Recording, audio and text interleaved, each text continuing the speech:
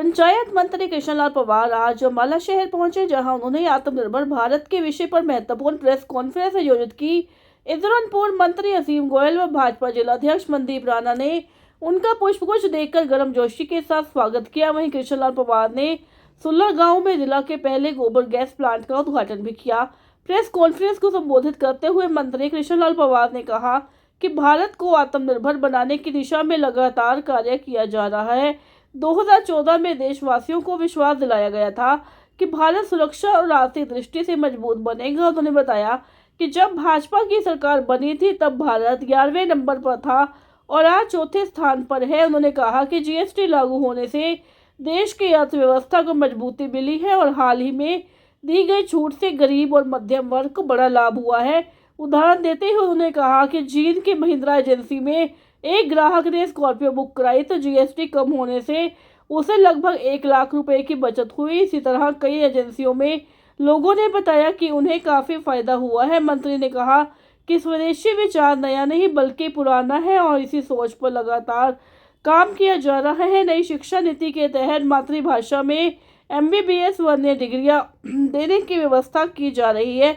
उन्होंने यह भी बताया कि आज भारत में 998 करोड़ उपभोक्ता इंटरनेट का इस्तेमाल कर रहे हैं और विदेशों में भारतीय दवाइयों की भारी मांग है।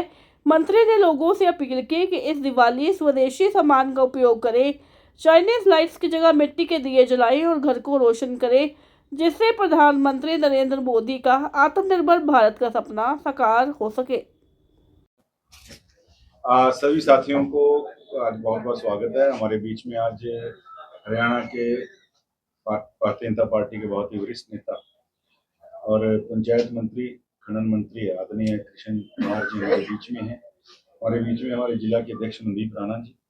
और आज आत्मनिर्भर भारत स्वदेशी की जो एक मुहिम चली और उसको बढ़ावा देने के लिए जिस प्रकार से हमारे जनप्रिय प्रधानमंत्री उन्होंने बहुत सी योजनाएं, मेक इन इंडिया हो, स्टार्टअप इंडिया हो, मुद्रा लोन के नाते डिजिटल इंडिया हो, इस प्रकार से स्वदेशी को आगे बढ़ाने के लिए। और ये मैं समझता हूं कि भारत की जो अर्थव्यवस्था की रीढ़ है वो स्वदेशी है। जब तक हम स्वदेशी और स्वभाषा और स्वभूषा इन तीनों को मिला के हम भारत के इस प्राण को जब तक समझेंगे नहीं, आगे नहीं बढ़ाएंगे, तो आज निश्चित रूप से हमारी जो अर्थव्यवस्था 11वें नंबर से चौथे नंबर पे आई है वो इसी मेक इन इंडिया और स्वदेशी के उस कॉन्सेप्ट को बढ़ावा देके ही। और हमारे प्रधानमंत्री जी निश्चित रूप से एक बहुत बढ़िया काम इस उद्देश्य को लेकर कर रहे हैं। और उसी नाते आज हमारे बीच में पूरे हरियाणा में इस प्रकार का आत्मनिर्भर जो भारत है उसको लेकर जो पूरी हरियाणा में भी पूरे भारत के अंदर भी कार्यक्रम जो चल रहे हैं पार्टी द्वारा, आज हमारे बीच में आदरणीय कृष्णलाल पंवार जी उसी विषय की ब्रीफिंग के लिए आपसे बातचीत करेंगे। मैं आदरणीय मंत्री जी से निवेदन करूंगा कि अपनी बातचीत आपके सामने रखें। आत्मनिर्भर भारत जो संकल्प अभियान है, जो प्रेस वार्ता में बहुत ही मेरे अजीज पूर्व मंत्री असीम गोयल जी, बहुत ही सम्मानित हमारे जिला के अध्यक्ष मनदीप राणा जी, रितेश जी और सभी पत्रकार छात्रकार साथियों, जैसे कि असीम जी ने बताया कि प्रधानमंत्री नरेंद्र मोदी ने जब 2014 में देश की बागडोर संभाली तो उन्होंने देश को एक विश्वास दिलाया था कि भारत सुरक्षा की दृष्टि से, आर्थिक दृष्टि से, सामाजिक और धार्मिक दृष्टि से देश आगे बढ़ेगा। आज हम सब कह सकते हैं कि आज भारतवर्ष बहुत मजबूत देशों में आज भारतवर्ष की गिनती होती है। इसी प्रकार से आर्थिक दृष्टि से, जैसे कि असीम जी ने बताया कि आज भारतवर्ष जब 2014 में सरकार बनी तो हम 11वें स्थान पर थे, आज हम चौथे स्थान पर आए। लेकिन 14वें स्थान पर आने के बाद हमने जीएसटी लगाई, विपक्ष ने विरोध किया क्योंकि हम उसमें आत्मनिर्भर नहीं थे। उसके बाद एक साल में 2 बार हिंदुस्तान को गिफ्ट दिया, जैसे 12 लाख की इनकम टैक्स में छूट दी है और अब जीएसटी में राहत दे करके 395 ऐसे आइटम हैं जिन पर जीएसटी में छूट दी है और विशेष तौर से इसमें गरीब आदमियों को इसको लाभ मिला है। और हर व्यक्ति, चाहे व्यापारी वर्ग है, छोटा व्यक्ति है, हर एक व्यक्ति ने आज इसकी सराहना की है। जीएसटी 28% से 18%, 12% से घटा करके 5% और उसको 5% से 0%। हर रोज की जो चीजें हैं, जैसे दही है, दूध है, जो पैक्ड का सामान है, उस पर 0 जीएसटी किया, जिससे गरीब आदमी उससे बहुत खुश है। मुझे लगभग 5-6 डिस्ट्रिक्टों में जाने का अवसर मिला, तो मैं जींद के अंदर महिंद्रा एजेंसी के अंदर गया, तो उसमें श्राद्धों के बीच में एक ने बुक कराई, कस्टमर ने 20 लाख रुपए की स्कॉर्पियो। और मौके पर जब मैं पहुंचा तो उससे मैंने पूछा कि आपको कितने मिले, बोले मुझे 1 लाख है, इसमें छूट मिली। उसके बाद फिर मैं गया हीरो एजेंसी में, एक कस्टमर से पूछा कि आपने मोटरसाइकिल कितना इसमें छूट मिली, तो बोला कि 94,000 इसकी कीमत थी, लेकिन आज जीएसटी घट के मुझे 10,000 का इसमें फायदा मिला है। तो फिर मैं गया बजाज की एजेंसी में, उसमें 15 से 16,000 पर स्कूटर या मोटरसाइकिल में उसमें छूट मिली है। तो इसी प्रकार से मैं फिर गया किसानों के उसमें स्वराज एजेंसी पर, एक किसान ने ट्रैक्टर लिया स्वराज 855, उससे किसान से पूछा कि आपको कितनी छूट मिली है, बोले मुझे 70,000 की छूट मिली है। फिर मैं अलग अलग इलेक्ट्रॉनिक्स की दुकान पे, स्टोरों में, सभी पर गया, तो डायरेक्ट मैंने स्लिप लेकर के, बल्कि बाकायदा मैं, मेरे पास AETO भी मेरे साथ थे, मैंने वेरीफाई कराई क्या जो इस कस्टमर ने जो सामान स्टोर से लेते हैं, क्या इसकी स्लिप में जितना सामान है, क्या इसमें जीएसटी घटा कर दिया है या प्रॉपर पुराने रेट से दिया है। 100% वो सही मिला साथियों।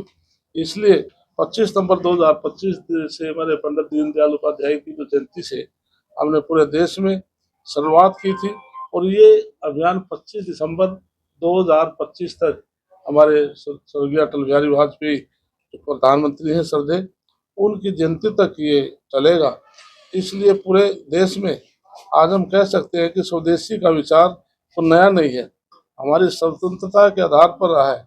महर्षि दयानंद सरस्वती जी के विचारों को लेकर 1905 में बंगाल के स्वदेशी आंदोलन और राष्ट्रपति महात्मा गांधी के आत्मनिर्भर विश्वास पर ये आंदोलन जब चले थे, और पंडित दीनदयाल उपाध्याय जी का उन्होंने कहा था कि आर्थिक व्यवस्था स्वदेशी आधार नहीं होनी चाहिए, तभी वह हमारी स्वतंत्रता की रक्षा कर सकती है, तब न्याय की हम गारंटी दे सकते हैं। तो इस प्रकार से भारतीय जनता पार्टी दीनदयाल उपाध्याय के पद चिन्हों पर चलकर आज हम सब आगे बढ़ रहे हैं।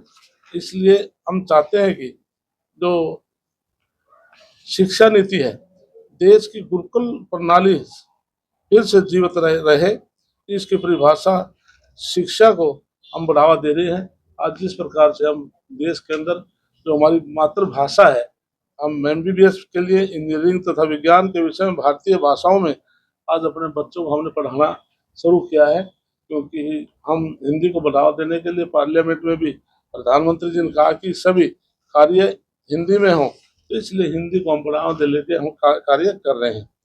इसी प्रकार से भारत के लिए आत्मनिर्भर सिर्फ कल्पना नहीं बल्कि एक हकीकत है। इसलिए 11 वर्षों में भारत ने हर नए क्षेत्र में आपूर्ति प्रगति की है। आज भारत का निर्यात 14 गुना बढ़ चुका है। 2013 और 14 में जो मात्र 686 करोड़ था, आज 2024-25 में बढ़कर 23,622 करोड़ हो चुका है। इसलिए आज हम चाहते हैं कि इसी प्रकार से हमने आकाश नाग जैसी मिसाइलें और स्वदेशी ताकत का एक प्रमाण है जो मेक इन इंडिया द्वारा तैयार की जा रही है। आज भारत में 998 करोड़ का इन्वेस्टर उपयोग हम इंटरनेट उपभोक्ताओं का कर रहे हैं। 2014 में 25 करोड़ था, अब हमारा UPI आज दुनिया में की पहचान बना चुका है।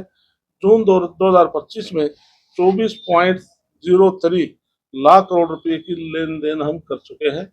इसी प्रकार से दुनिया में 20% जेनेरिक दवाएं और 60% वैक्सीन की आपूर्ति करती है। आज अमेरिका 40% और ब्रिटेन में 25% दवाएं भारत से जाती हैं। इसलिए हिंदुस्तान आज इस स्थिति में पहुंच चुका है, और देश में बिकने वाले 99.20% मोबाइल आज हमारे मेक इन इंडिया 2014 में मोबाइल बनाने के लिए 2 यूनिट थी, आज देश में लगभग 300 यूनिट स्थापित हो चुकी हैं। आज हिंदुस्तान ने इतनी तरक्की की है, मंगलयान, चंद्रयान 3, आदित्य L1, गगनयान जैसी मिसाइलों को दुनिया में भारत का डंका बजाया है। 200 से अधिक हमारे स्पेस स्टार्टअप भारत में आज इकोनॉमिक हमारी हिस्सेदारी 2030 तक हम 8% और हमारा लक्ष्य है। हम देश को इस प्रकार से आगे बढ़ाने का काम करें। भारत के नवीकरण क्षमता हम चौथे स्थान पर है, ऊर्जा में तीसरे स्थान पर है, पवन ऊर्जा में चौथे स्थान पर है। हमारा सौर ऊर्जा 39% हम बढ़ोतरी हमने की है। इसी प्रकार से 10 करोड़ बहनें सामूहिक जो हमारे जो सेल्फ हेल्प ग्रुप जो हैं उनकी आज काम कर रही हैं। जैसे हमारे मंत्री जी ने बताया कि मुद्रा ऋण लेने वालों की 68% स्टार्टअप इंडिया लाभार्थियों को 83% हमारी बहनें और बेटियां उसमें शामिल हैं, जिससे कि आज हमारा देश हर समाज को आगे बढ़ाने का आज काम कर रहा है।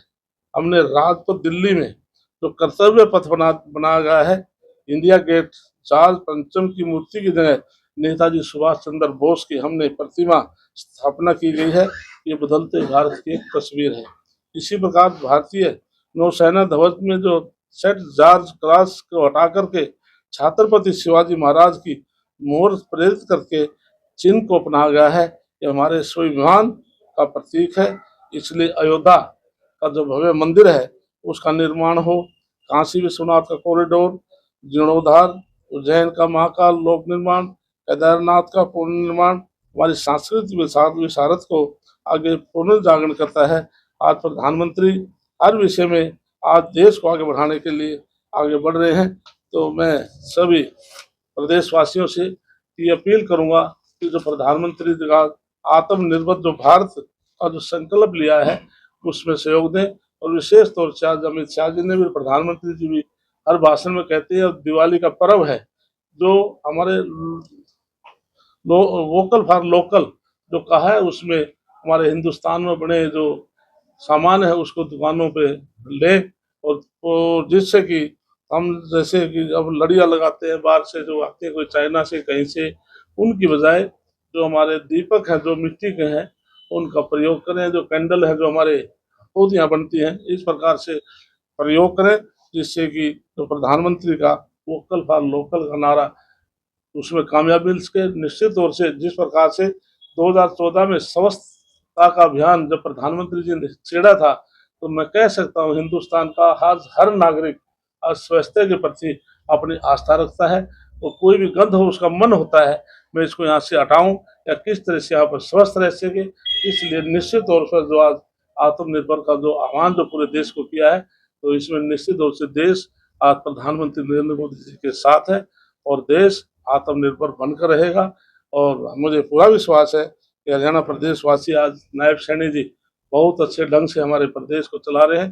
तो उनके आह्वान पर भी हरियाणा प्रदेश जिस प्रकार से आज हम कई मामलों में आज जिस प्रकार से स्वच्छता में भी देश में हम 5वें स्थान पर पहुंचे हैं, तो इस तरह से हरियाणा प्रदेश किसी भी उसमें हम पीछे ना रहें और नायब सैनी के हम हाथ मजबूत करें।